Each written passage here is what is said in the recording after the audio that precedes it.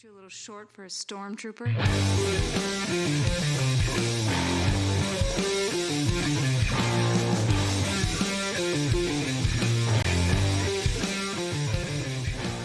What's up, nerds? Welcome to another episode of the Multiverse Report. We are recapping the week's nerdy news from New York to Nueva York and everywhere in between. My name is Mike Gibson. I'm one of your co-hosts. With me, as always, your other co-host, Steve Haller. What's up, Steve? Nothing much, Mike. This week, we are not in the multiverse. We are in the SpiderVerse. This is the Spider-Man show, apparently. Yeah. As I said last week, I'm getting sick of talking about Spider-Man, specifically Spider-Man No Way Home, which, guess what? We're going to talk about. Well, kind of. Ish. Ish. But what I'm not sick of talking about, Spider-Man related, is Spider-Man Into the Spider-Verse, the movie that came out a few years ago now, and is one of my favorite superhero movies of all time. It's definitely my favorite Spider-Man movie ever made. I just recently rewatched it with my son for the first time. My 5-year-old son saw Into the Spider-Verse. Parts of it he thought was a little scary, but he overwhelmingly enjoyed it very much, I have to say. Very nice. Anyway, boy, was I excited yesterday, I think, when I saw that they, time moves crazily. Only yesterday. Seems like I've watched it 1,000 times, but boy, was I excited when yesterday I noticed that they released a first look for what I thought was going to be called Into the Spider-Verse 2. But Steve, it's not called that. What's it called, buddy? It is officially Across the Spider-Verse Part 1. Part 1. For some reason. 1. Not only are we getting a sequel to Into the Spider-Verse, we're getting 2 sequels to Into the Spider-Verse. Yeah. And that was, honestly, that might have been my favorite part of this trailer, was seeing that Part 1 came up. I was like, what? Yep. Oh my gosh, it's happening. Across the Spider-Verse Part 1 is due to come out October 22nd, 2022. So less than a year away. Gives you all time to watch Into the Spider-Verse. If you haven't seen Into the Spider-Verse, if you're listening to this podcast and you haven't seen Into the Spider-Verse, I don't understand why you're here, really. Like, come on, man.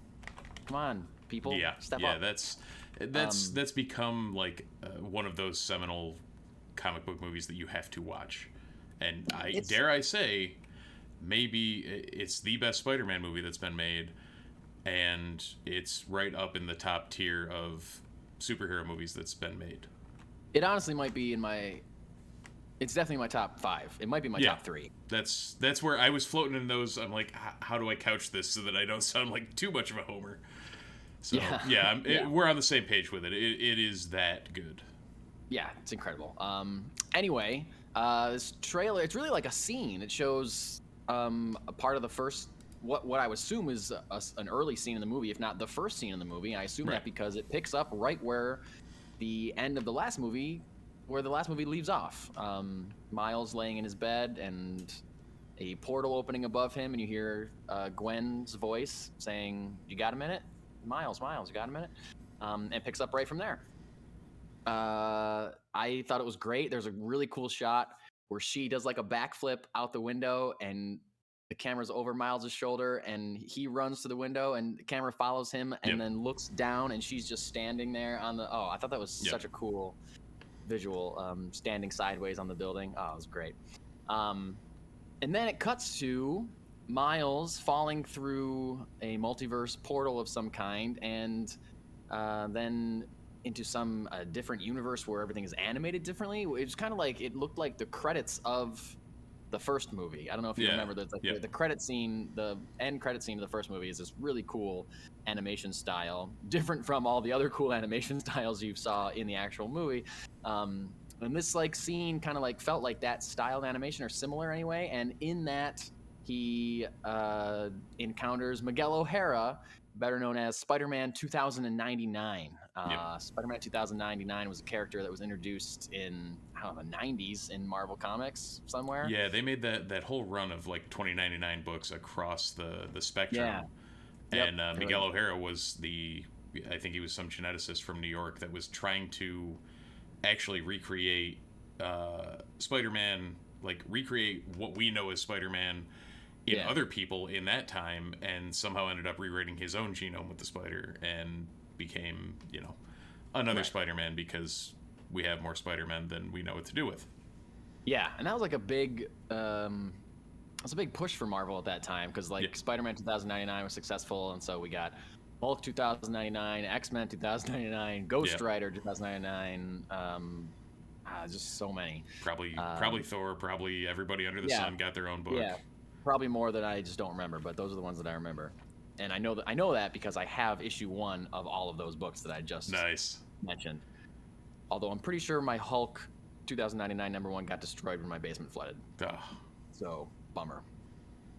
Anyway, this trailer is great. Did you have any thoughts about the trailer itself?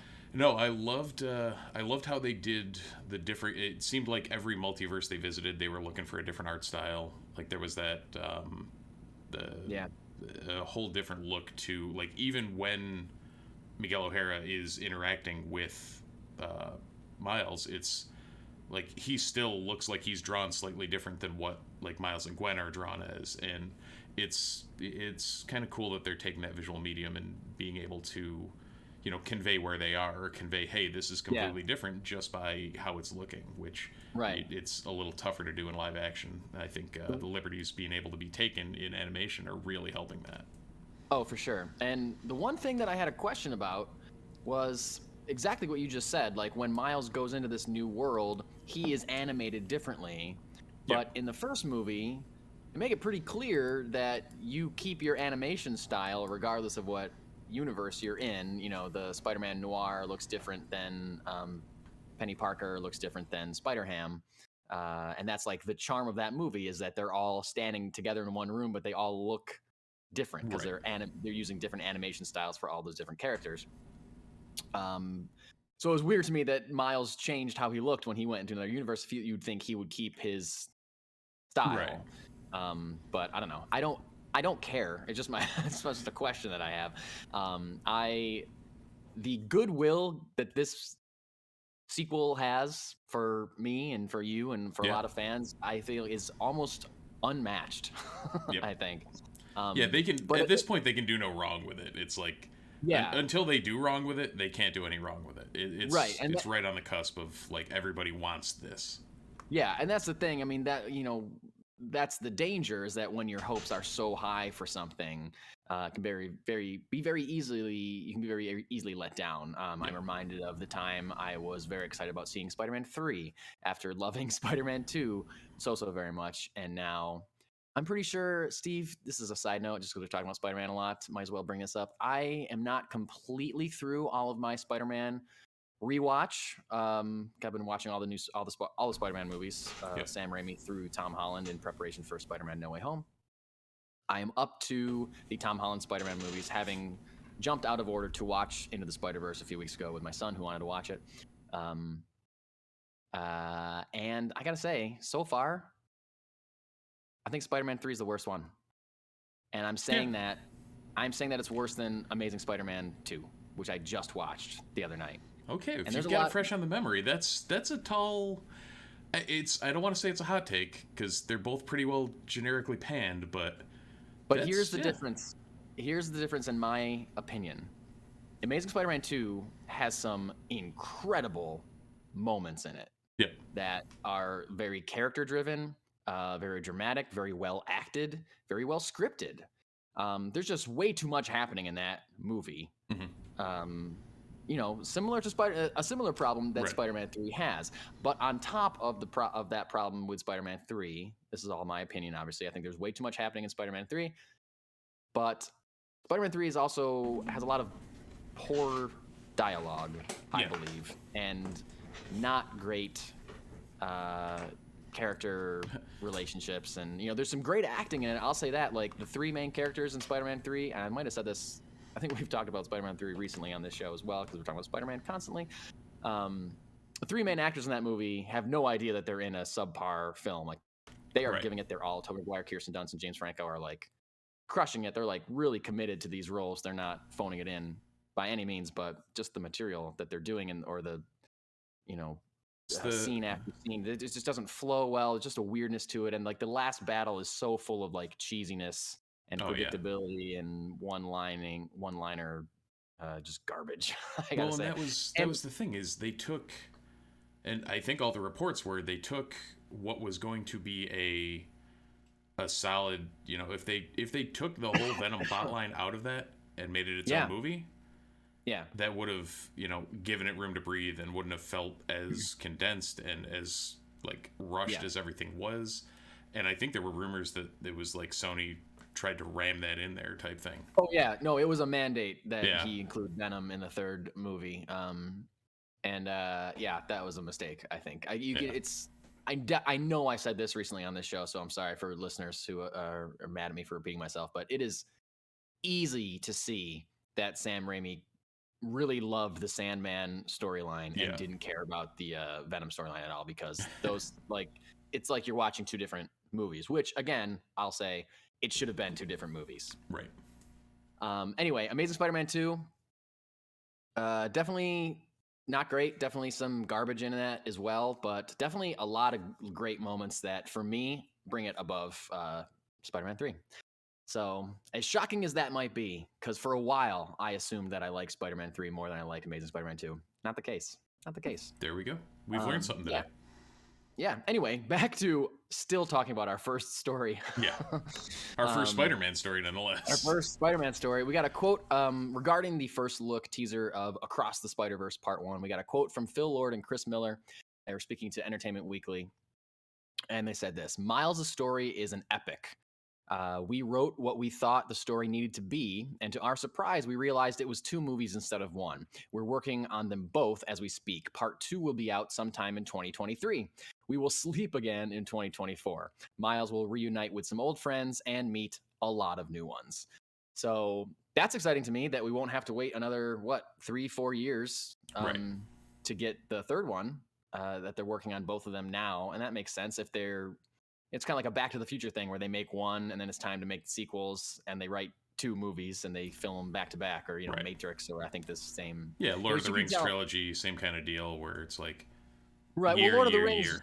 Yeah, but like Lord of the Rings was made, they kind of all made 3 of those at once. Like something like Matrix or Back to the Future was like, this first movie is a hit, let's write 2 more. And so like when you're watching those trilogies, I know that because I'm in the middle of watching the Matrix trilogy again for the first time in a million years, you can tell from the second to third movie, there's a lot of threads that are very connected, and it's more loose connected to the first one. It's just like, okay, well, now let's write both sequels at the same time and make, expand the world kind of like that. Now, are those 2 better if you actually see them close to each other instead of a year apart? The Matrix movies? Yeah. I'm watching with my wife, which is crazy because my wife is not somebody that ever wants to watch a movie a second time, regardless of how much she likes it. Same.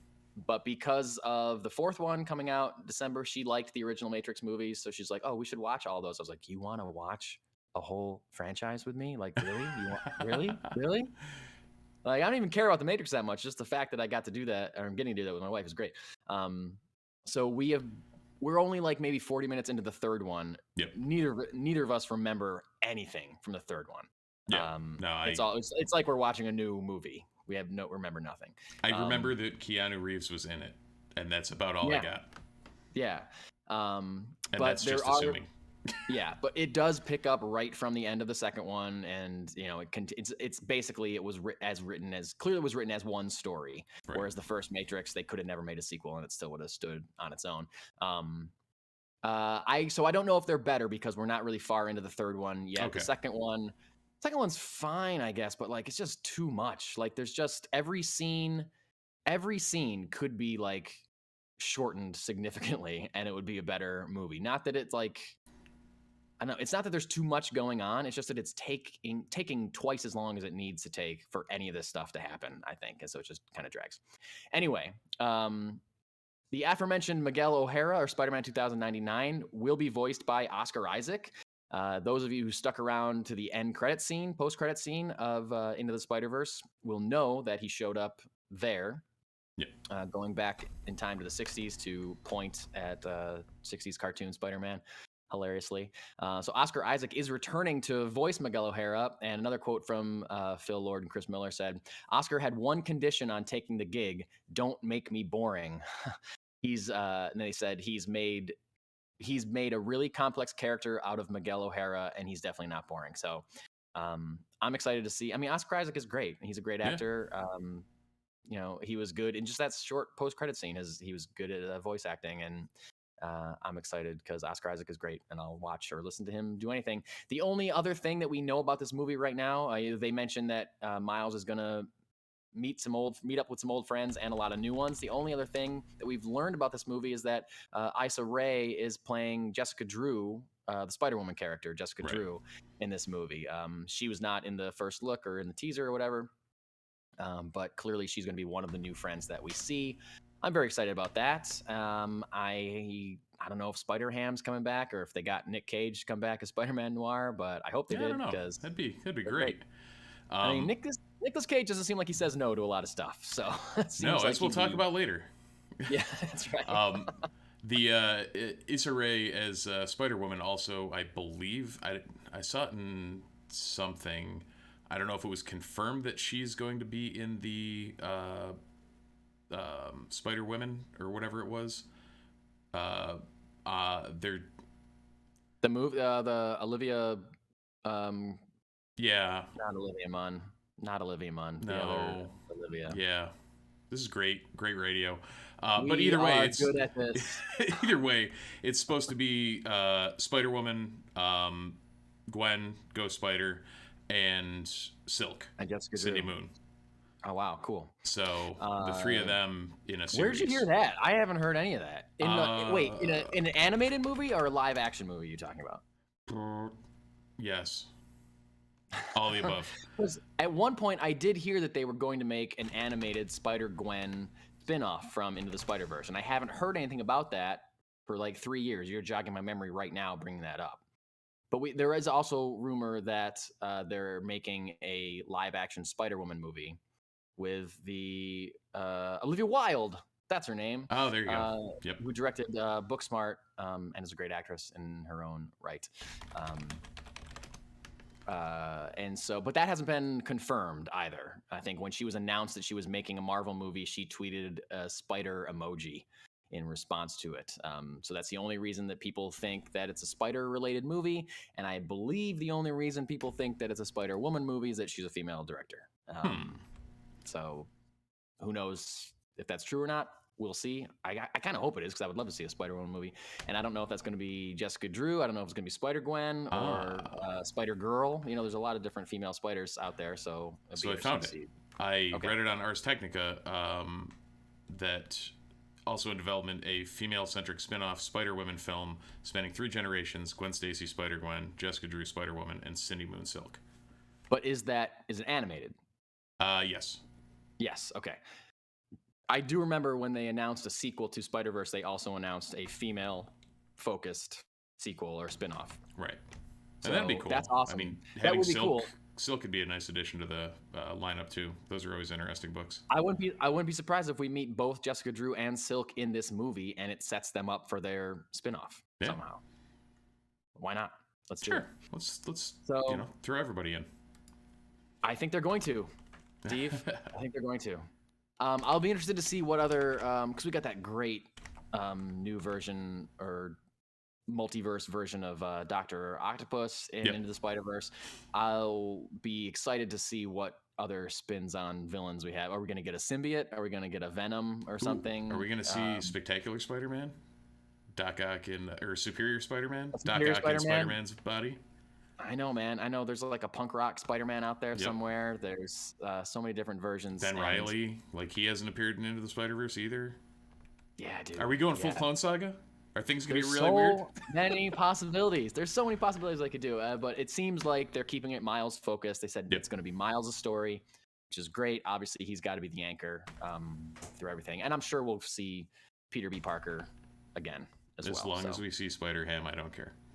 Yeah. All right, moving on from Spider-Man to more Spider-Man. And by more Spider-Man, I mean a lot more Spider-Man, according to Sony producer Amy Pascal.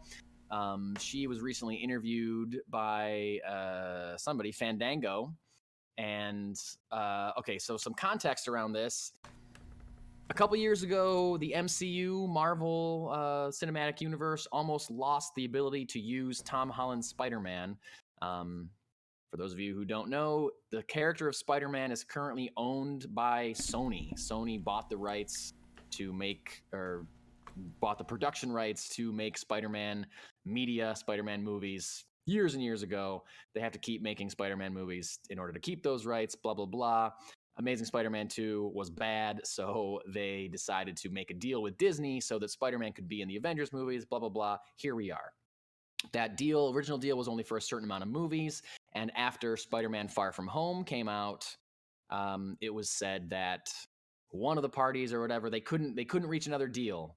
They couldn't to continue using Spider-Man, so Spider-Man was going to go back to just Sony and was not going to be an Avenger anymore, not going to be in the MCU. Thankfully, that got worked out, so we're getting Spider-Man No Way Home, and he's going to appear in one other Marvel movie, I believe was the contract for. But as far as we knew, up until what we're about to talk about, that was it. And there was still a possible shelf life on Tom Holland being in the MCU as Spider-Man. So, but Amy Pascal, producer on, I think, all Spider-Man movies, if not most of them. She's been at Sony for a long time. She was giving an interview with Fandango. The interviewer started asking a question, something like, so we know that this is the last Spider-Man movie in your deal with Disney or your deal with Marvel or something, blah, blah, blah, blah. That was like something like that, to that effect was the question. And he went on to like ask a specific question about that. And she said, let me stop you right there. She stops the interview to give this quote. And the quote is the following. This is not the last movie that we are going to make with Marvel. This is not the last Spider-Man movie. We are getting ready to make the next Spider-Man movie with Tom Holland and Marvel. It just isn't a part of trails off. We're thinking of this as 3 films, and now we're going on to the next 3. This is not the last of our MCU movies. Yes, Marvel and Sony are going to keep going together as partners. And then she gave a quote in regards to SpiderVerse 2. She said it's going to be fantastic. We have something to show on that very soon. Clearly, I wrote that in this rundown before Saturday when they dropped the trailer, so we know what she's talking about there. Not a ton to dig into. So she gives this quote saying, we're finishing this trilogy, as they've said before. Tom Holland has said that they were focusing on this Spider-Man No Way Home being the end of his trilogy and not really discussing what's going to happen beyond that. Now Amy Pascal is coming out saying this is not the last one with Marvel, and this is going to be 3 movies, and then we're going to make another 3. She's talking about making another trilogy of Spider-Man movies with Tom Holland. And then there was a quote from Tom Holland about this quote from Amy Pascal, and Tom Holland said, listen, all I'll say is we have some very, very exciting things to be talking about. I don't know what those things are or when they will transpire or what they will transpire to mean, but it looks like it's an incredibly bright future ahead. And as I've always said before, Spider-Man will forever live in me. I don't really know what that quote means at all. I think he's just not allowed to talk about anything, but wants to say that he's excited. This is roughly translated as Tom Holland is still on edge from the spoilers from the first one that he gave up. Yeah. And he's just pure corporate talk at this point. It's all coach speak. And it's possible that she wasn't supposed to say that because according to the Hollywood Reporter, there are no official plans for a new trilogy at this point. But here we are, Amy Pascal,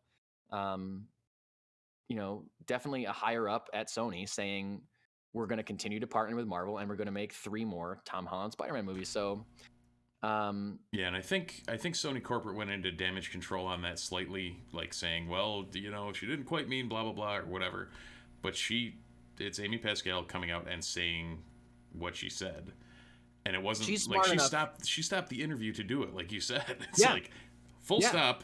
This is what's going on. It's like, okay. She cut the guy off. It wasn't his question. His question was going to be something else. And she's like, let me give you this quote that's going to sell you some papers. But like what? I mean, she's smart. She wouldn't have said that if it wasn't in negotiations or something. Like, or pretty much a done deal. Yeah. But it's weird that we haven't had anything. Maybe they're waiting till after No Way Home comes out to like announce officially that this is going to be more. Right. Or like the teaser in No Way Home is like leading into the next trilogy or something like that. Sure. Yeah, sure. That's a really good point. So, I mean, for the sake of this conversation, let's pretend this is happening. Steve, how do you feel about this? I've always liked what they've done with the Holland SpiderVerse and the movies themselves. I think we've beat the horse as dead as it possibly could be if they, brought him back into a little more street level stuff. But the way they've run it, he's slightly more than that. So I guess we are where we are. Yeah. What was not Homecoming? Homecoming was the first one. Far From Home. Yeah, Far From Home. Yeah. Far From Home was, it wasn't him going to outer space. It was, still in Europe or whatever. But like those two, the two they've made so far, they weren't the classic friendly neighborhood Spider-Man, but they weren't so far-fetched to be him and Tony on a spacecraft in the Iron Spider suit. Which he still did do, just in an Avengers movie, not in a Spider-Man movie. So I think if they stay closer to that than like what we're gonna get in No Way Home, and we don't know 100% what we're gonna get in No Way Home, but things are getting weird. So if they can, keep the weird in there a little here and there, but like bring it back home, I think that's gonna be the first of the next series is Bring It Back Home. Oh, maybe. Yeah. Yeah, it'd be weird. It'd be interesting to see if they keep with the home in the title. That'll be interesting. Well, here's the part of the quote that I'm stuck on, and this could be me reading way too into just the way she was speaking. She said, we're getting ready to make the next Spider-Man movie with Tom Holland and Marvel. It just isn't part of... Right. We're thinking of it as 3 films. Like, not part of what? What is it not part of? Is it not part of the stuff that Marvel, whatever Marvel's doing as far as like building up to some like Avengers level team up or threat? Like, is it just not part of that? Is it to the side? And if it is, that sounds good to me because like what you and I are talking about, it sounds more friendly neighborhood and less let's get him involved in the alien invasion or whatever that's bound to happen again. So I am excited about this because I love Tom Holland as Spider-Man. I think he's very good as both Peter Parker and Spider-Man. Yep. He might be my favorite of the 3 live-action Spider-Men. I love Spider-Man Homecoming. I love it. It's one of my favorite MCU films. It's probably my second favorite Spider-Man movie. Far From Home doesn't really work for me for the things you just said. Like, I get Homecoming was really good at giving us a Spider-Man that we hadn't seen before, but felt like Spider-Man that we'd seen before. Like, he's in high school, but you never really see him swinging through Manhattan. He's in the suburbs or he's on the Staten Island ferry, like New York related things that isn't, we've seen Tobey Maguire and Andrew Garfield swinging through Manhattan in 5 movies. So it's like, well, we got to give you Spider-Man, but we're going to give you a little different. And then Far From Home for me pushed it too far away from a Spider-Man. It's like, okay, I saw him on the Staten Island Fair. I saw him in the suburbs. I saw him not be Spider-Man the way Andrew Garfield, Tobey Maguire were. I saw him go to space with Tony Stark. I saw him turn to dust, and I saw him come back. Like, great. I saw all that. Now give me Spider-Man swinging through Manhattan, please. No, he's going to Europe, and he's going to be Spider-Man over there. And it's just not really what I want from a Spider-Man movie. It's fine. You did something different. Great. I love it. Mysterio, super cool. That a lot of that movie doesn't really work for me, and it's too tied into Tony Stark for me. Like, it's like, I get you're sad that he died, but can you just be Spider-Man and you don't have, instead of, constantly thinking of constantly comparing yourself to Tony Stark. Can this just be a Spider-Man movie? No, right. It was Iron Man 4. It was Iron Man 4 the epilogue, kind of like Creed for the Rocky franchise. How it's like that spin-off that's still way too tied into the original. Yeah, it was Avengers Endgame the epilogue and not a Spider-Man movie, which I just didn't love. But if they're doing a whole nother trilogy, it gives them the opportunity to do more of that, to finally embrace, like, okay, let's be Spider-Man. But I think part of her stalling in this quote might be related to however this No Way Home is going to end. The multiverse movie, people are going to come and go. We don't know what it's going to end. We don't know where Tom Holland is going to be, literally, at the end of this movie. It could be it could be less friendly neighborhood and more, he could be in space. Maybe he gets a symbiote suit at the end of it. Like, we don't know what's going to happen at the end of this movie. So, I don't know. But I'm excited because no MCU character has gotten 2 trilogies to themselves. True. Iron Man, like we saw Robert Downey Jr. as Tony Stark in tons of movies. There's only 3 Iron Man movies. There's 3 Captain America movies. There's going to be 4 Thor movies, but Amy Pascal is talking about another trilogy of Spider-Man movies with Tom Holland in the role, and that's more than even think about Hugh Jackman played Wolverine in a bunch of movies, but they're not all Wolverine movies. There's 3 Wolverine movies, and then he shares the screen with in X-Men movies and stuff. Like he's still playing that character, but he didn't get 2 trilogies to himself. Yeah. And I don't think anybody has. And as far as the superhero world, no, I mean we'd have to go to James Bond to get close to that. Right. I was gonna say in continuity, contiguous trilogies being, I guess, the operative thing, because Batman, sure, the character, yes, but Tom Holland Spider-Man, no, that's where we're at, and that alone excites me because we get that much more time with that character.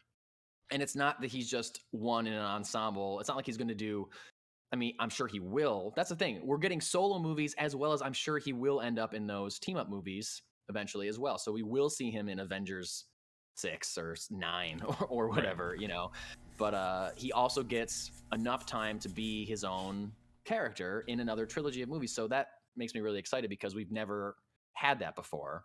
And with somebody who is, he says Spider-Man will forever live in me. He's really devoted to this character.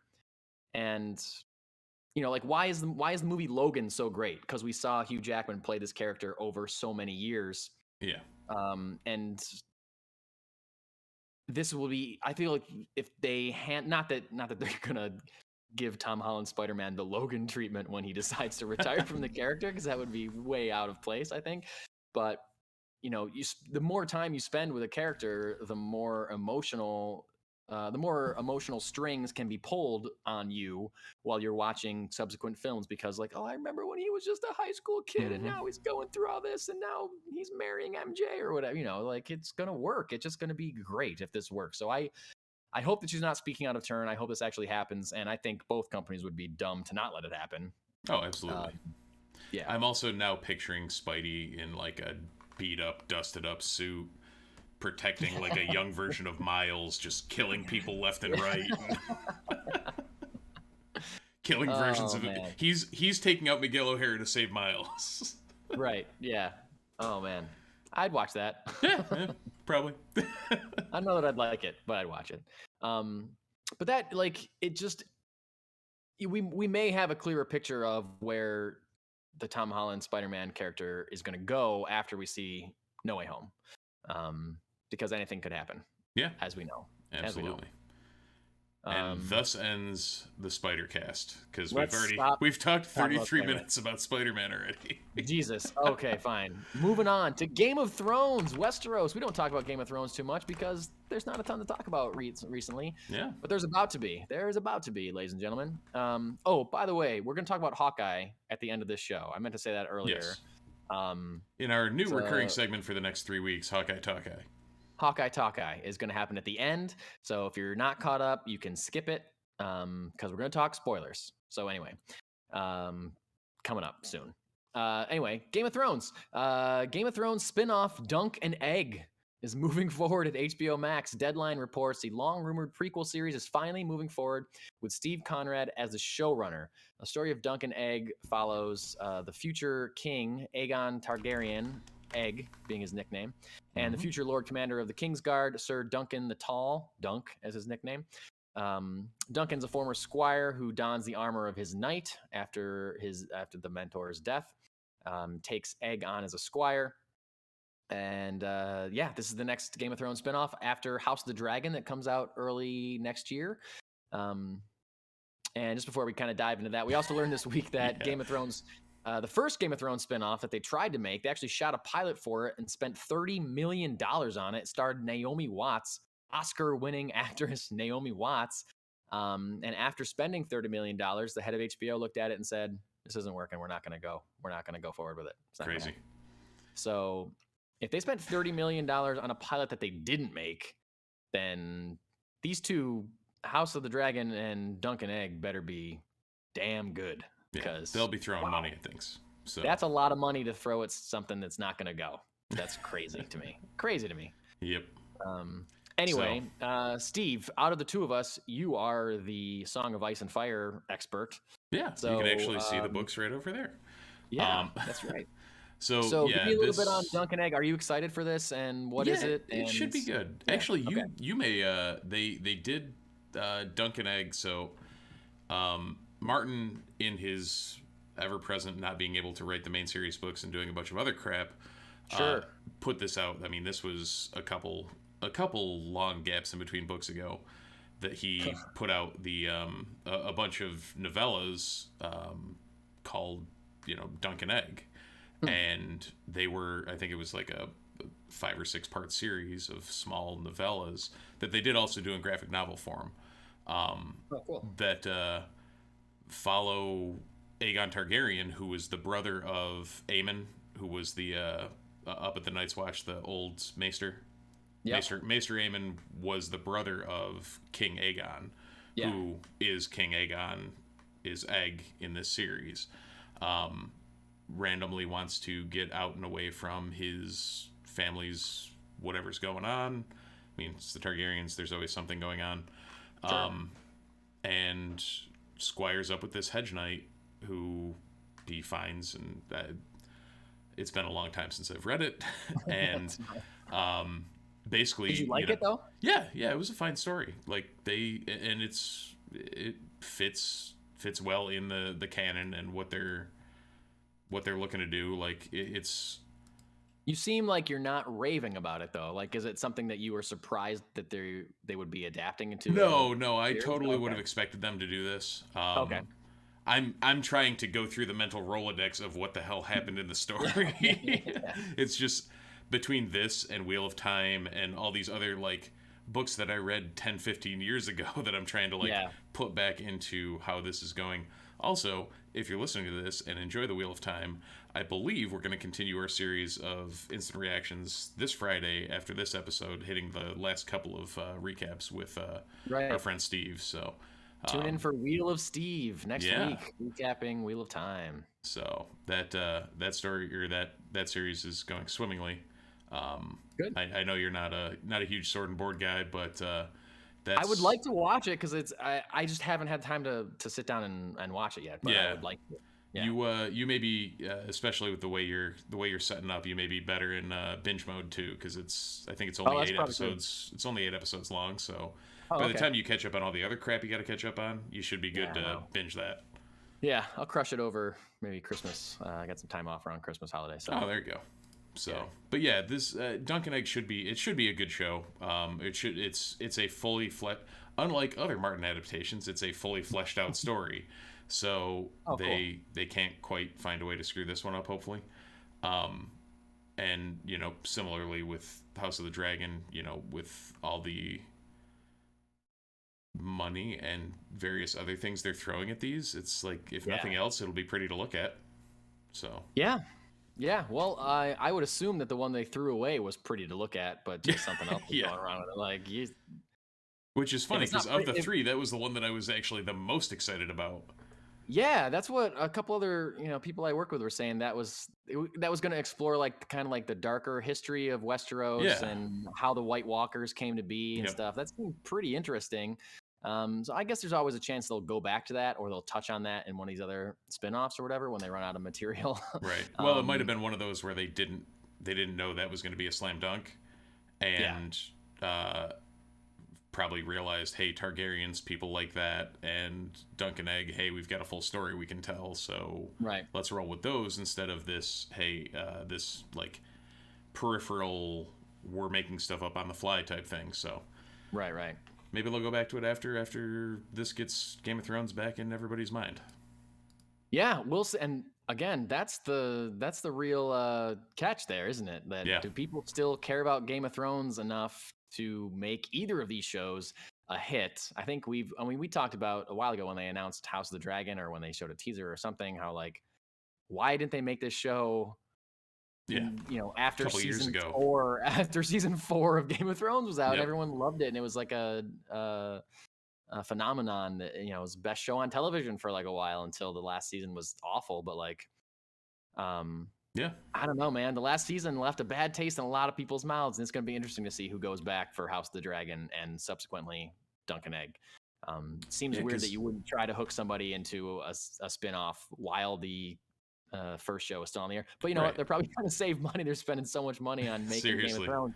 They can't afford to make a spin-off. What is it, like the NCIS CSI type thing where it's like, hey, let's get the main line and get them hooked on this, then we'll cancel this and we'll shift to that and we'll keep going over and over.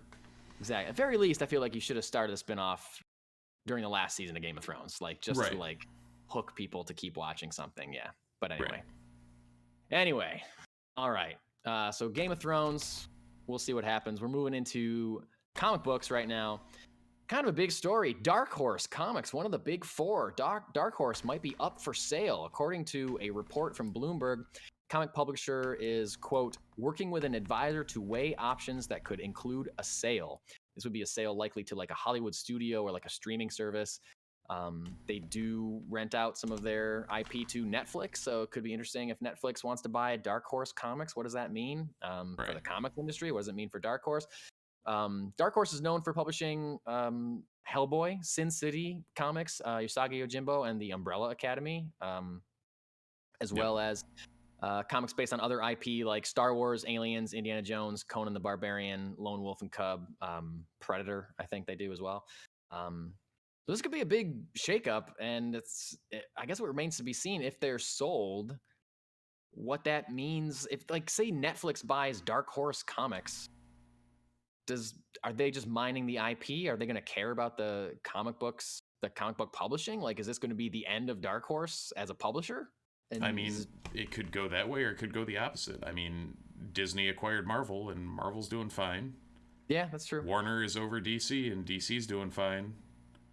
If one of these other companies grabs, and it would kind of be in that same tier of like, yes, Netflix is a huge company, but compared to Warner or compared to Disney, they're kind of small fries. So it's like, like Disney and Warner are like multimedia companies. Netflix is a streaming service, so that's what I mean. Like, and I'm only saying Netflix because the article mentioned Netflix, and I think Netflix has Umbrella Academy, and they also they're doing a Usagi Yojimbo animated series. Did I miss a memo on that?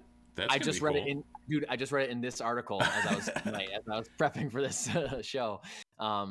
So that's why the person that wrote this article was thinking that it could possibly be Netflix, but what else? Like, Netflix doesn't know how to publish comics, I wouldn't think, and they may not be interested in that. No, but in all honesty, it could just be Dark Horse wanting to be acquired for a capital boost too. Like, hey, we'll all stay here and do our thing. We know what we're doing with the comic stuff. Yeah. As long as we got, Big Daddy over us funneling money down and saying, hey, take some chances instead of like, or making it so Dark Horse can feel more comfortable taking the chances they normally would take. Because, Dark Horse, IDW, any of the smaller, they are, one of the, when it comes to comics, they're one of the bigger studios, but also like compared to the monstrosities that are Marvel and DC, they're smaller and they have to take a lot more of those chances. So maybe this is something saying, hey, we're going to keep doing what we're doing, but also we could use a little help. Yeah, for sure. Details are fuzzy, but it would be interesting to see what happens if Dark Horse gets bought by anybody. Yeah. Like any Amazon. studio that. Yeah, could be. I mean, I feel like the article, I was reading an article on comicbookresources.com, but also they were referencing the original article on Bloomberg, just talking about how basically any company that's looking to acquire somebody like Dark Horse Comics is only in it for developing IPs for streaming rights and things like that. So that's why it could be Netflix, could be Amazon. Yeah. I'd be shocked if it was Disney Plus or HBO Max. I guess I would be less shocked if it was Disney because they just buy everybody. Right. It seems like Warner Brothers is just they would just buy them and roll them under the Marvel umbrella. Yeah. Yeah. Which would be weird to see Hellboy show up in an Avengers movie, but kind of cool. I feel like Hellboy would be a better fit for DC, to be honest with you. Hellboy would be better popping up in like a Justice League Dark or something like that. Yeah, that'd be Ronan and Usagi Yojimbo running around doing various ninja things. Yeah, that'd be cool. Anyway, remains to be seen. Dark Horse does some good work, and like we talked about last week, they're going to start doing Star Wars comics again. So, yep. Hopefully, whatever this sale ends up in, if it even is a sale, whatever the future of Dark Horse is, hopefully they still are able to publish their great work and keep doing great work. Elsewhere in comics news, creator Sean Murphy teases a new entry in his Batman White Knight series. This is something that I'm very excited about. Batman the White Knight was a Elseworlds comic that came out, I don't remember, 5-8 years ago now, something like that. Tells a story of a different timeline in the Batman universe. And I gotta say, I realized reading this when I was reading Batman White Knight the first time that I feel like a lot of as comic book fans, I feel like a lot of our favorite stories, or maybe just in the DC universe, now that I'm really thinking about it, take place in alternate realities that are other than the main timeline. And I think part of like Dark Knight Returns is like everyone's like flagship one, but also like this Batman White Knight and thinking like Kingdom Come, things like that are just kind of like outside the main continuity of Batman, Superman, Wonder Woman comics, whatever. And I think that's because you have more creative freedom and like you can play with the mythology more. And that's kind of what this is. Batman the White Knight tells a story of, it kind of examines if Batman was real, he would be causing a lot of damage to Gotham City, and the taxpayers would have to pay for it. Then couple that with the Joker realizing the best way for him to destroy Batman is for him to make himself become a sane person and point out the fact that Batman is doing more harm than good to Gotham City to have the public turn against him, which is what the plot of Batman the White Knight is, and it is great. Right. It definitely plays with the mythology. It comes from a place, like you can tell that Sean Murphy really understands the characters all throughout and uses that in a way to do a lot of like new, interesting, cool twists that you would never see in like the mainline Batman book, because that's got to stick to a certain continuity and it's got to acknowledge a certain history.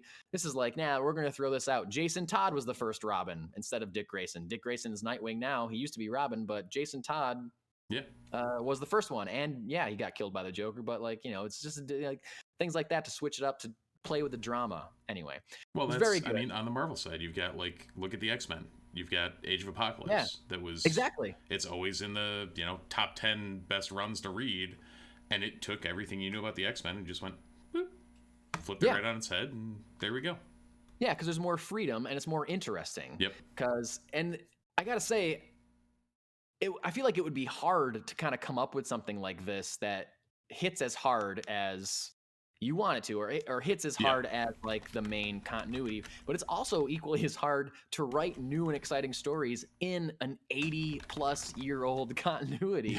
You know, if you're looking at Superman and Batman, they're over 80 years old at this point. Like, that alone is like you're writing a bi-monthly or a monthly book that is acknowledging, at least probably 60% of this history at some point. So in some regards, it's easier to create like a new continuity for yourself, but it's also like you have to make it as strong as the other stuff, so you have to reference it, but then you can twist it and blah, blah, blah, blah. Anyway, Batman the White Knight was really one of the last ones that I read that was like, wow, this is doing it, and it's great. And it references the movies, it references the TV, the Justice League show, like it throws cool like little Easter eggs in all the time, which is great. So he clearly really knows the character. Nice.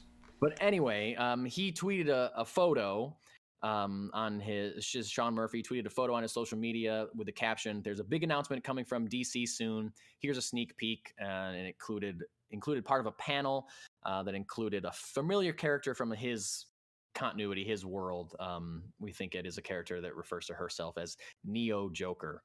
So this could be like a new chapter in the White Knight saga. There's Batman the White Knight. It was followed up by Batman Curse of the White Knight, and then White Knight presents Von Freeze, which is like a one-shot Mr. Freeze thing. There's a really cool subplot history between Thomas Wayne and Mr. Freeze's father being like captured by the Nazis, and like, it was just very interesting. And they also just recently wrapped Batman White Knight Presents Harley Quinn, which I have not read, but I'm looking forward to picking up in a trade form. So if this is a new entry in that saga, I'm very excited for it, because he just, I don't know, he's doing stuff that I would never have thought of in a million years. And that's, I mean, what more could you want from a character like Batman? Right. When you're shocked when you turn the page and you're like, oh my gosh, this is like, when it gives you the same excitement that like when you're reading when you were a kid. Yeah. When it's not just the same rote thing over and over again, no matter whether it is a compelling story or not, it's still like, okay, this is Wolverine all over again. This is exactly. Bruce Wayne all over again. Like, okay. So give me a Remender X-Force. Give me something off the wall that, like, I don't know. Did you ever read that? Rick Remender's X-Force? Yes. Yeah. Let me confirm. Was that the one with like Archangel and Psylocke and Deadpool were on the team? Is that what I'm thinking of? Yes. Yeah. That was really good. Yeah. I only read a couple of volumes of it. I would like to read the entire thing, because the volumes I read were really great. That's one I don't have, because I haven't been able to track down, like, the omnibus is $180 right now, because they haven't printed it in a long time, and I wanted it in like full collected. So that's, I have a couple of floppies floating around somewhere, but like I read it all on Comixology or Marvel Unlimited again. I should get into that. So all right, this week in comics we got Batman 118. This is the new creative team taking over for James Tynion. Joshua Williamson and finds Batman outside of Gotham City, leaving the city, going somewhere else. See what happens with that. Batman 89, number 4, continuing in the Tim Burton verse. Captain America and Iron Man, number 1. It is about time that Marvel did a team up of Captain America and Iron Man. Come on. Fantastic Four Life Story, number 5. That series is still going on. We got Dark Knights of Steel, number 2. DC Horror presents Soul Plumber, number 3. Very lauded horror book that DC's been putting out. I'm sorry, just that name, Soul Plumber. I have to know more about this book at some point now. You and we talked about it on this show months ago when they announced it originally. Wow, we've been doing this long enough that I've forgotten things we've talked about. No, I know, dude. I know. Me too. Oh, that's great. And it's actually out. It's getting rave reviews, so I haven't read it yet, but I'll probably pick it up in a trade or read it when it's on DCU Infinite. Devil's Reign, number 1. New Daredevil saga starting. We got a hardcover omnibus of the Jessica Jones Alias series. That's got to be worth checking out. Superman, Son of Kal-El annual, number 1, coming out, 2021 annual. Swamp Thing, number 10, and Swamp Thing, The Becoming Volume 1 trade paperback, as we just talked about how this run of Swamp Thing was expanded into the new year. It was supposed to only be, I think, 9 issues, and now, or 8 issues maybe, but now it's been expanded to, I don't remember, 16 or something. But the volume 1 is out now, and the new issue is out as well, so you can pick up both and be all caught up at the same time. And X-Men Legends number 9, plus a ton of other comics coming out, so make sure you go and check out what's out at your local comic book store. 9 isn't the Claremont one, so I'm still good. Okay. Whatever, I think that's 12. Whenever that drops, I need to actually make sure I get a physical copy of that, just because it's Claremont's return. So yeah, for sure. All right, moving into one-shots. So we got the one-shot segment. These are some stories that we wanted to mention, but not necessarily, talk about for as long as we talk about Spider-Man on every episode of this show. Can we make a deal that like the after No Way Home comes out, and maybe we've seen it and we can talk about, we can give like a review. We like have a moratorium on Spider-Man stories. Yeah, we need at least like at least a 2-week break. Unless it's something huge, you will not hear anything Spidey from us for at least 2 weeks after our No Way Home episode. Minimal 2 weeks. Minimal of 2 weeks. And jeez. Yeah, I need to remember why I like Spider-Man. Hopefully the movie does it for me. Hopefully. Yeah, there you go. Anyway, here's some one-shots. Starting off, Netflix announces its genre slate for 2022. They kind of posted anything that's kind of like nerdy or genre-related. And the things that relate to things we talk about in this podcast include things that are coming out in 2022: Lock and Key season 3, Magic the Gathering, Resident Evil, The Sandman, Stranger Things 4, Umbrella Academy season 3, and The Witcher Blood Origin. Now, most of these did not have dates on them. Stranger Things 4 just had summer 2022, but these are all things that are coming out in 2022 on Netflix. Looking forward to a lot of those things. There we go. Director Timur Bekmambetov, the director of Wanted, will develop films based on horror stories written by Stan Lee, which today I learned that there are horror stories written by Stan Lee. Sawbones and Carnival of Killers would be two of those. But it's not even clear if he even ever published them, though. Yeah, it's like, okay, cool. So yeah, they found these in someplace in like his chest of drawers that he left at a house or something, and they're going to turn them into some movies. All right, can't wait. HBO Max debuted a new trailer for Peacemaker, the upcoming series spinning off of the Suicide Squad. Written by James Gunn. Most of them are going to be directed by James Gunn. It teases a lot of action and possibly some growing humanity for the character that was a total D-bag in the Suicide Squad. I'm very excited for this show, and this trailer just kept the hype going for me. Absolutely. Cobie Smoulders will officially be returning as Agent Maria Hill in what's probably one of the worst kept secrets in the industry, in Marvel's Secret Invasion for Disney+. Not surprising at all, but good to see that she is officially on the docket. She, played Agent Hill perfectly well, and it's good to have her back. Yeah. And last but not least, for the one-shots, this is tangential to a lot of comic book superhero stuff we talk about, but Nicolas Cage has been cast as Dracula in Universe's Renfield movie. Renfield is like Dracula's kind of like right-hand man or servant, I guess you could say. They're making a movie about Renfield. Nicholas Hoult will be starring as Renfield, who you may know as Beast in comic books. From X-Men First Class, in that series of movies. And Nicolas Cage is going to be Dracula. I honestly think he could be a really good Dracula. He's like a weirdo enough to be a good Dracula. Yeah, it's going to be a very interesting take on that. I'm curious what we'll see from I don't know. It's Nick Cage doing Nick Cage things, but also he could, like you said, he could weirdly. This could be the role he was made for. His whole career is just leading up to him being Dracula. Yeah. So we'll see when that comes out. Interesting for sure. I am also very excited that Cobie Smoulders is returning as Maria Hill. It's definitely not a surprise. This would be no duh. Of course she's coming back. Yep. If they didn't get her back, it would be weird. Right. I like her a lot as an actress. I think she's really good. But I mean, the question is, speaking of Spider-Man No Way Home, is she going to be playing Maria Hill, or is she going to be playing a Skrull playing Maria Hill? That's the question. That would be a question. Apparently, at the end of No Way Home, it was revealed that she was a Skrull the whole time. And I think that's going to be happening a lot in this show with the title Secret Invasion. If you know your comic books, it's going to be it's going to be Skrull heavy. So there'll probably be a lot of, what do you mean you're not the real person I thought you were, kind of reveals and like that. I don't know what a horror story written by Stan Lee is like, but I am interested to find out. Yeah, no, it's... Again, it should be interesting to see what the heck they do with it. It's I can't imagine. I have no idea. Nobody knows how fleshed out they were. Whether it was just hey, here's this hook for an idea of a horror thing, or if it's actually a full blown. Right. He had full stories written about it. So. Yeah, because it's certainly something that isn't they're not necessarily out there. If they are, then. I don't know, maybe they're under a different name or something. The article gave no information on where these stories actually came from.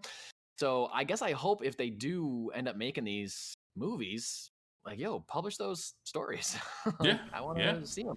Or even if they're just notes or something, hire a team and make them into comics or something, With a Stan Lee property, really? Make them into comics? Why would you do that? You know what I mean? You could do that. Yeah. If you had rough scripts, even, or a rough story, you could hire, some, Jonathan Hickman, or I don't know, he's too insane. I feel like to do this. It'd be a weird take. Yeah, it was the first Marvel writer I could think of, but so. Well, now a Substack writer. Yeah, I know. So you get someone that understands, like Chip Zdarsky, someone that understands the medium. You know what I mean? And Jerry Duggan or anybody. Yeah, somebody with a new take on it. Yeah, exactly. And bring it to life that way. I don't know. I am interested to see what this is. Also excited for a lot of stuff that is coming out in 2022 on Netflix. I gotta say, Sandman, Umbrella Academy season 3, Stranger Things 4. Stranger Things is like a thing that I forget exists until it comes out. I'm like, oh yeah, I like this a lot. This is great. I know we covered the teaser a few weeks ago, but the teaser that didn't really tease anything. Yeah, I guess that's gonna be a summer release. I don't know. Umbrella Academy is great. I really like the books, the comic book series of Umbrella Academy, and that is an example of a series that the adaptation of it is very different, but in a way that just makes it work so much better for the different medium. I think, like, every once in a while, and I'm sure it's like hardcore fans probably hate it or whatever, or don't like it as much because it's not the same, and it's not the same, but. Right. It's hard to tell if they did it too similar, if it would even work as a series, if it was exactly what happens in the book. Like Sweet Tooth is the same way as that, where the book is very R-rated and the show is very almost PG, like barely PG-13. But it's very watchable and very engaging and great. So, Umbrella Academy is the same kind of thing where it's partly radically different from the source material, but also has the same kind of spirit as the source material. So I don't know. I'm excited for season 3 of that show to come out. Yeah, we can talk about it. Well, I can say whenever you start binging Wheel of Time, I'm gonna have to start hitting that and The Boys, because those are two that are on the list that I have never seen. Oh, really? Yeah. Dude, I don't know. The Boys is really great. It's really, really good, and I like it a lot. It's hard for me to make myself sit down and watch it. I don't know why. And when I am watching it, I'm like, this is great. I watched all of season 1. I thought it was incredible. I got like 3 episodes into season 2 and I stopped, and I haven't finished season 2, and it's been out for like a year. Season 3 is coming out soon, I think. But like, I don't know what's wrong with me. Just sit down and watch it, dude. That's how we were with my wife and I were with that or like that with Breaking Bad. We watched the first season and like we were kind of hooked. And then we started watching the second season. We're like, it's still good, but like we can't watch it. Like, I don't know why. There's just nothing drawing me to watch it.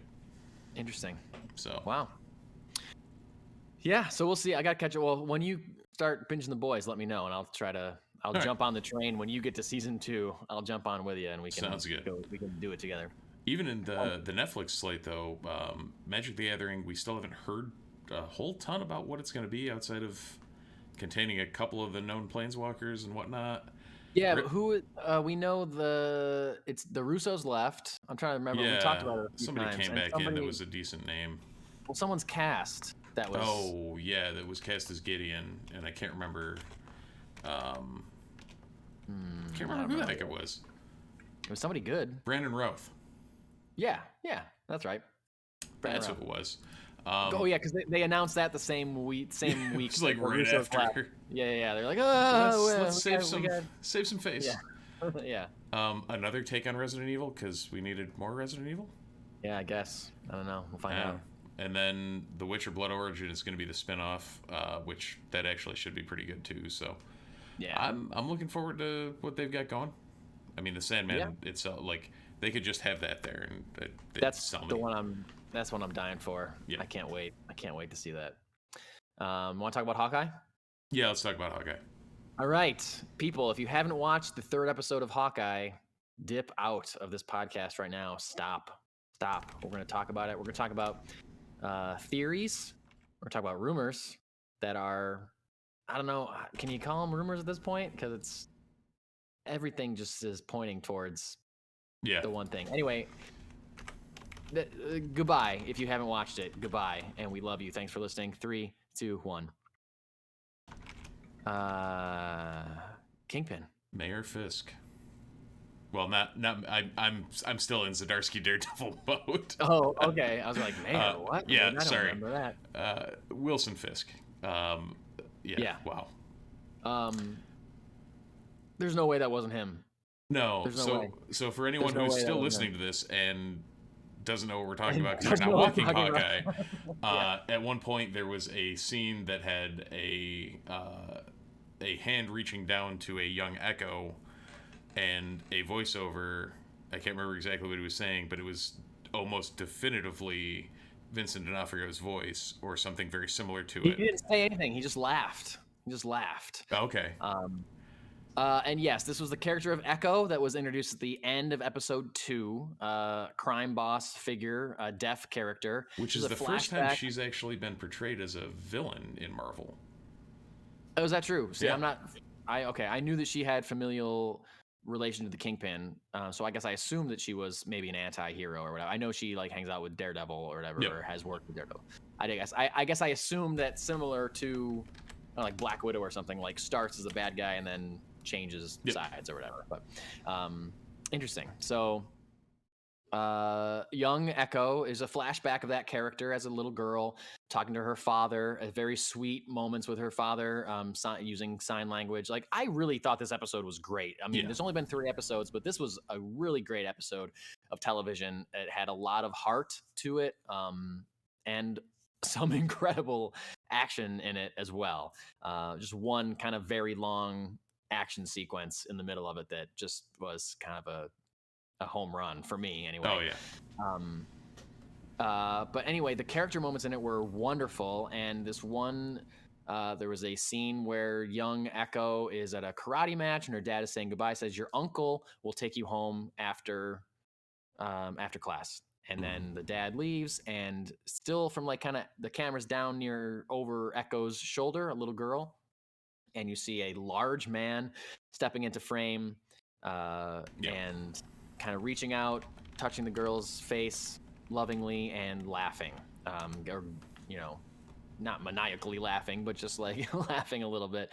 And it sounded like Vincent D'Onofrio's Kingpin, as portrayed by him in the Netflix Daredevil show. And then later in the episode, there are several times where they talk about they talk about the tracksuit mafia, tracksuit Draculas, and how their boss, like this, they're like, Echo's not the actual, they're not calling her Echo or whatever her name is, Kaz or something. Well, no, Kaz is the guy. Kaz is the interpreter. That's right. Kaz is the interpreter. Yeah. And like, no, he's not the boss. The boss is somebody worse, somebody that you don't want to mess with or something. And Kaz keeps referring to him as uncle. To her. Yeah. Yeah. So. And like I said, in the comic books, this character of Echo does have familial ties to Kingpin. I don't know if it's uncle or if it's something different, or maybe it's not even familial. Maybe it's just they're associated. So all signs point to that they are bringing in Vincent D'Onofrio's version of Kingpin from the Netflix Daredevil show, which everybody loves, I should say I do. And this coupled with the rumor that Charlie Cox is going to show up as Matt Murdock.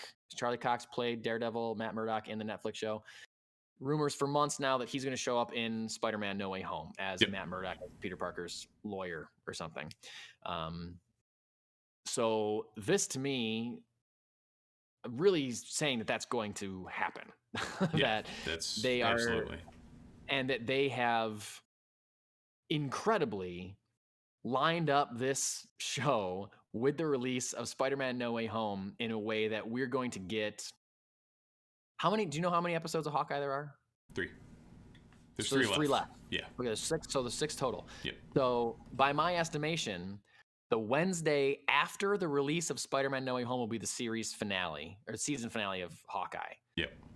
So I am pretty sure that now in Spider-Man No Way Home, we will get Charlie Cox as Matt Murdock, and then the following week on Disney Plus, we will get Vincent D'Onofrio as Wilson Fisk, Kingpin. Yeah. And now, that as scheduling is insane. That they were able to line it up like that is insane. Yep. That's that's going to be huge if they end up pulling that off. And you also, at some point in here, are going to have Yelena Belova.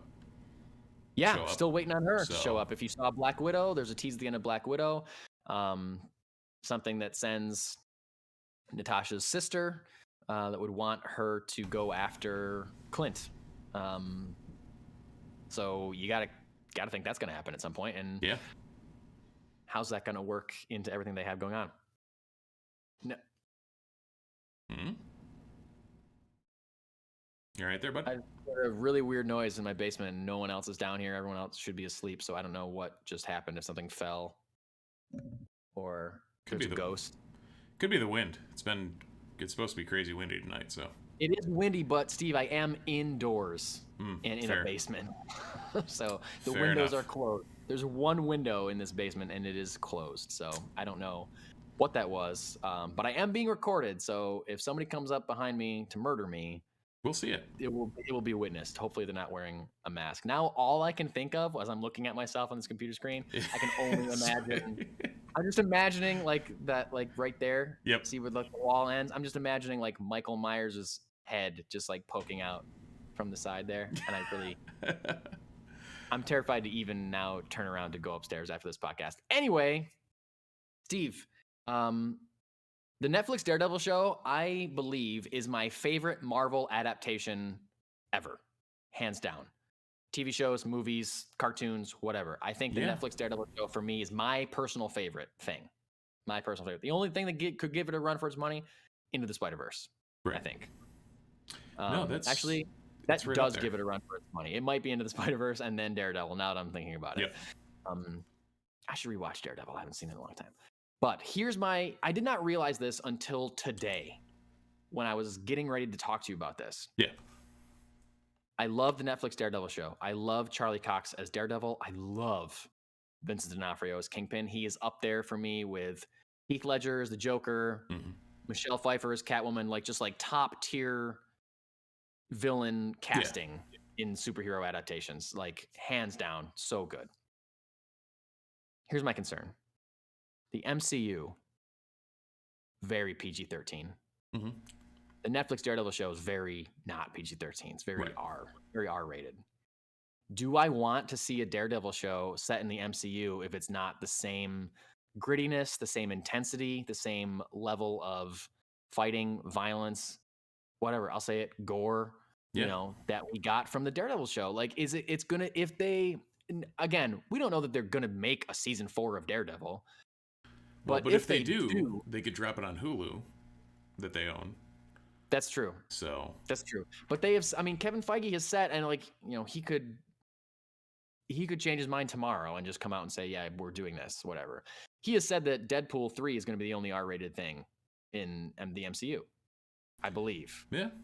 Well, it could be. I mean, now with the multiversing of the multiverse, it could be, hey, we're going to do this similar to what we did with the Netflix shows and throw it on Hulu, and it's its own thing. And if it's convenient to bring it back in, we can bring it back in, but otherwise we're just going to let it run. Yeah. Yeah. Anyway, I don't know. I am very positive that this is happening now. Yeah. I am interested to see what that means for other characters I love, like Jessica Jones and the Netflix version of The Punisher, which I thought was great, and Luke Cage. Yep. Very interested in that. And I got to wonder, like, when those Netflix shows were canceled, was there like a, just be patient. We have plans for you. Just don't say a word for 6 years. We have plans if you can stay quiet. Yeah, exactly. If you can't stay quiet, you're out. But if you can't stay quiet, we'll write you a fat check and you'll be hanging out with Spider-Man. Yeah. In, they didn't say anything to the guy who played Danny Rand. They didn't even mention. I'm sure they didn't. They might have talked to the person that played fault of Colleen him, Wing. But yeah. Well, I think I read an interview with the fight choreographer on Iron Fist, and I might say fault of that actor. How do you cast someone as Iron Fist who has trouble with fight choreography? It's not that he had trouble with it. I gotta say, this interview I read, he did not name names, but it's from what I remember from that show, I was able to line up this guy's quotes with it being the main character, Finn something, I think is the actor's name, that he just refused to do the training, the fight choreography training, which shows because the fight choreography in that show was lacking compared to Daredevil, which was some of the best I've seen it in a really long Some time. of those single shot scenes, so amazing. I'm gonna. Yeah. I need to go watch that again. Yeah, we're gonna stop talking, and I'm gonna go watch Daredevil. Anyway, we're supposed to be talking about Hawkeye. That's whole the scene, the fight scene in the Cobie Toys. By the way, I used to work at a Cobie Toys, so I loved that there was an old Cobie Toys factory. I said that to Lisa. I was like, Cobie Toys, they've been out for a while. The fight scene that started there and then moved into the car and then ended on the subway train. Yep. So cool.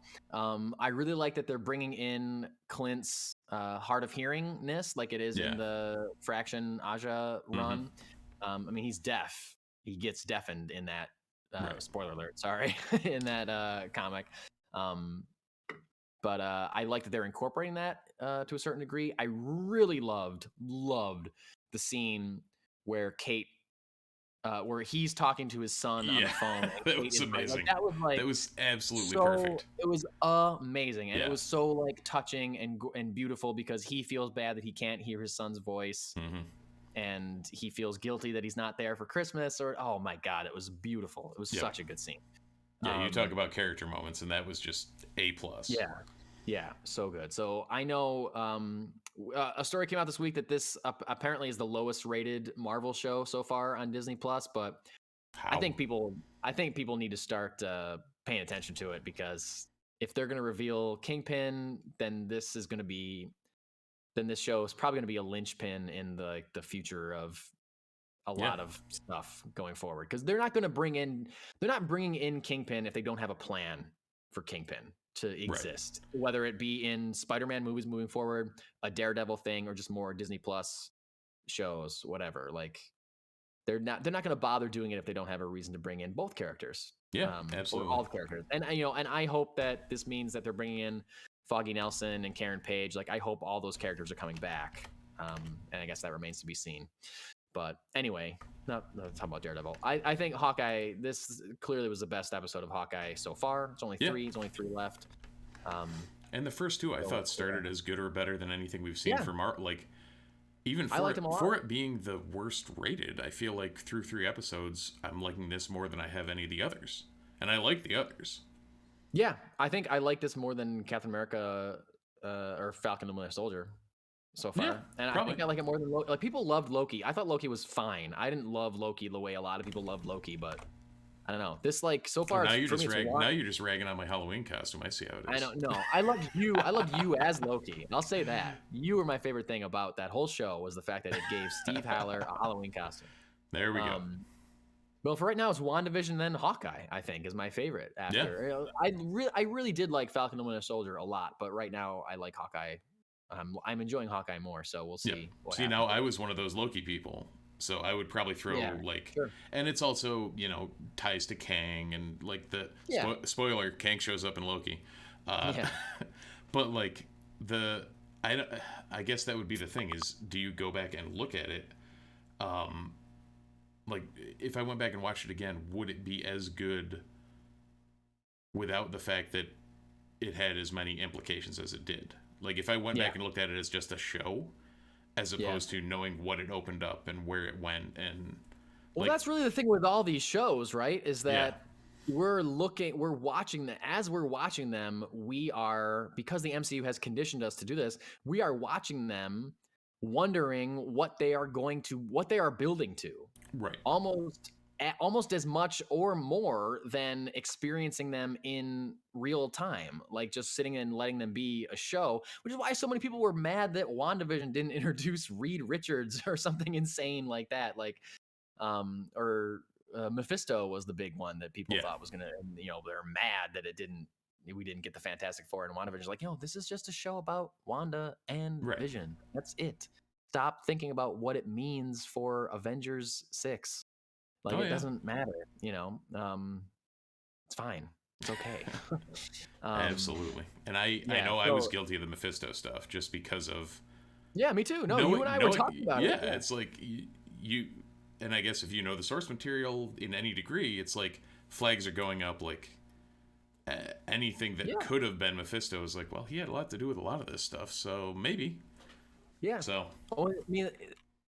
Also, it could have led there. It just didn't. You know what I mean? That could have been what they're doing, but they wisely, I think, they chose to focus on the character of Wanda Maximoff, which is why we're there. Yep. It's her show. It's about her. It's about her trauma. It's about her processing her trauma, and that's what it was about. Yeah, great. I think if I watch WandaVision again, I would like it probably even more than I did the first time. And it wasn't, just because it didn't drop a huge Easter egg or, Doctor Strange didn't show up at the end like people wanted or whatever. Like, it's fine. It doesn't mean it's less of a show. Yeah, absolutely. And I think some people see Hawkeye as maybe like not a contender to really like lead into anything. So maybe that's why people aren't really watching it or whatever. Or maybe it's just they really don't care about Hawkeye. Right. And it could have been the timing too. I mean, they dropped it right at, like, you're right in between the holiday seasons. Yeah. There's a lot going on. So who knows? Yeah. And I don't know, more people are vaccinated. People are doing stuff outside, like when WandaVision came out, we were all still stuck inside pretty much. Like we were watching it because we were doing nothing but watching What else are you television. going to do? What else are you going to do? Exactly. So, anyway, if you're not watching Hawkeye, I don't know why you still listen to this section of the show, but you should be watching it. And it's great. And you'll be in the know when they drop that sweet, sweet Daredevil stuff that we're pretty sure is happening. So it makes sense. Like we were pretty sure about Mephisto too. So yeah, we were. Well, yeah, but we didn't see Mephisto's torso and arm. Fair enough. And hear Mephisto's voice. Yeah. Laughing. Mephisto wasn't wearing his standard white jacket. Well, he wasn't. He was wearing a black suit. Yeah. But it's still okay. Again, I'm still in the Zdarsky Daredevil mode. I know. I got to get into that. Dude, it's a great run. It's a great run. I'm sure it is. All right. I think that's all I got. We've been talking for a long time, and I am going to go start watching Daredevil. There you go. Well, if you're still hanging around, and you should be, because we're not done talking yet. Yeah, because you love us. So, if you're watching on Twitch, feel free to follow us down below. If you're watching on YouTube, like, subscribe, ring the bell to know when we upload a new video. It'll keep you updated as to what we got going on. If you're on your podcatcher of choice, please feel free to like, subscribe, leave a review. It helps us out, helps you guys out, and we can keep talking to you. So, anyway, I think that's all we got here. Well, thank you so much for watching. Thank you so much for listening, and we'll see you next time in the multiverse.